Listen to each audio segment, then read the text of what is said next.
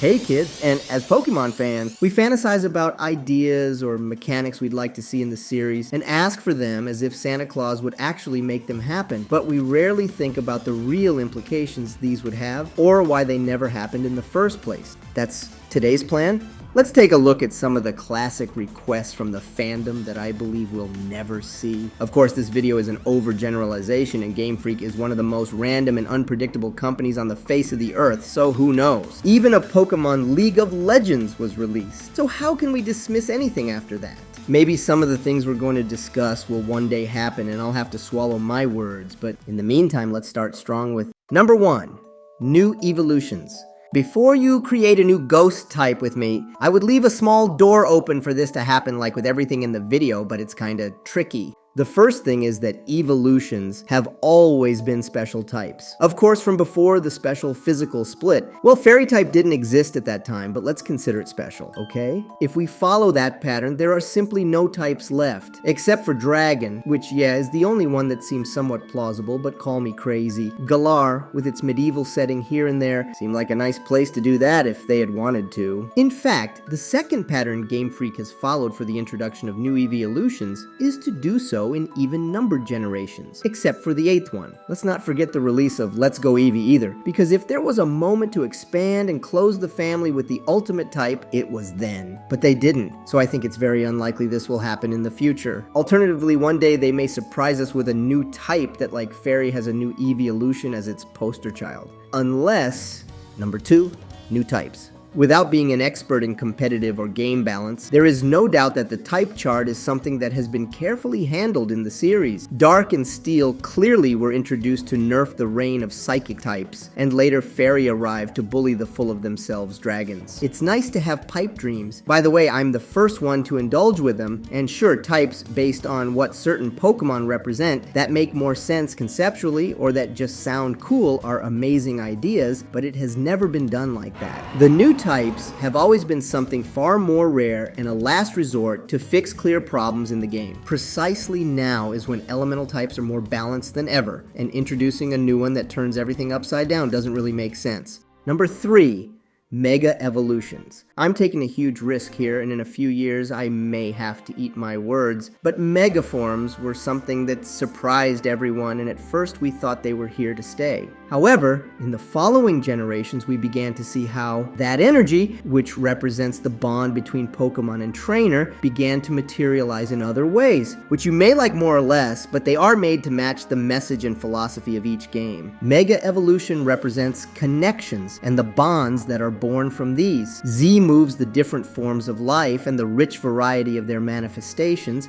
and Dynamax the heroism of giving the best of you at the decisive moment. I believe, and actually hope, that in future generations they'll keep trying to find different approaches that will enrich the Pokemon world and that infinity energy, so we can get a lot of other surprising and exciting forms. Number 4, Pokemon Fusion.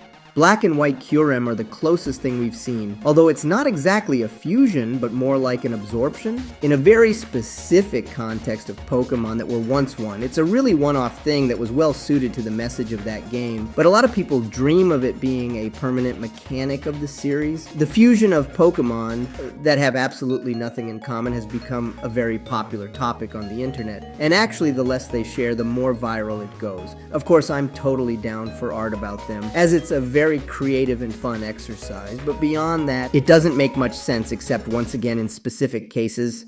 Number 5, a real-time action battle system. Nope.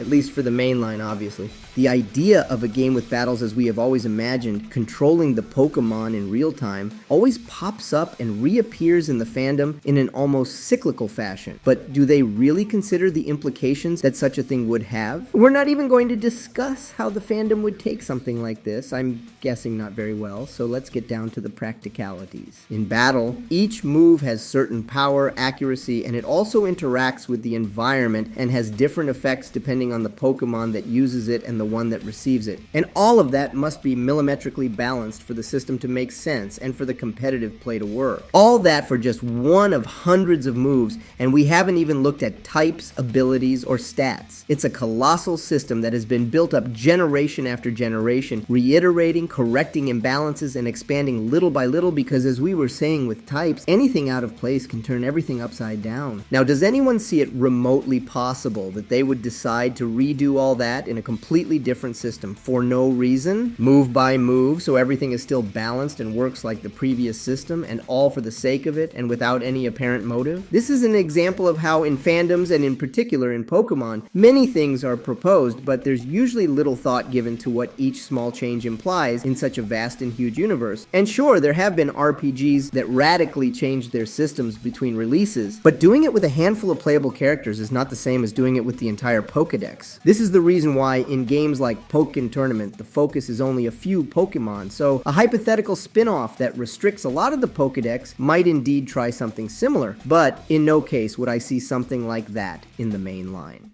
Number 6, voice acting. Okay, here's one that could happen. It's something very common in RPGs after all, but honestly, we've been having cutscenes for many years, so why would they wait until now if they wanted to do something like this? Perhaps it's more like a matter of style and identity. For example, the Pokemon's abstract and metallic cries in the first generations made sense when it was impossible to put something, so to speak, more natural due to technical limitations. Still, this aesthetic has been kept because it's something that is already part of the charm and character of the series. In the same way, if they had wanted to include voice acting, there have been many occasions, and not doing so seems more of an active decision at this point. It's a shame, and I would really like to hear the voice of the characters. For example, I loved the detail of Gloria's accent in Pokemon Masters, one of the few games in which we have witnessed something like that in the series, but for now I guess we'll have to be happy just listening to Roxy singing. Anyway, it's about time to end this video with the most common, and at the same time one of the most implausible wishes for the series. Number 7,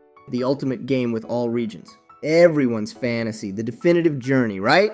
Well, if you think about it a little bit, why would they do something like that? I mean, the people at Game Freak have always expressed their intention to make each adventure a different point of view of the world, a new and standalone experience that leaves us with something unique, and this has been even more evident in recent generations. The idea of visiting several old regions in a single game seems interesting and possible to me, though far from the main line. Maybe, for example, exploring a restricted episode of the story of certain side characters or something like that, but rebuilding the whole Pokemon world in a single game is something completely gargantuan and far-fetched. For starters, a game like that would take an amount of time and development resources way beyond the current generations. And yeah, I'm the biggest promoter of increasing the time between games, lowering the release rate, and ultimately spending more months on each version. But I prefer to see that work and effort dedicated to new experiences and not to recycle adventures that we have already lived. Because honestly, they are fine as they are. I think the only chance we'll ever see something like that is if the series gets caught between a rock and a hard place, and it needs a desperate move to keep going, which of course now looks farther away than ever. But I hope you have enjoyed this video. If so, you can leave a like and follow me on social media to see my art and stay up to date with future projects. I'll see you soon. Be nice.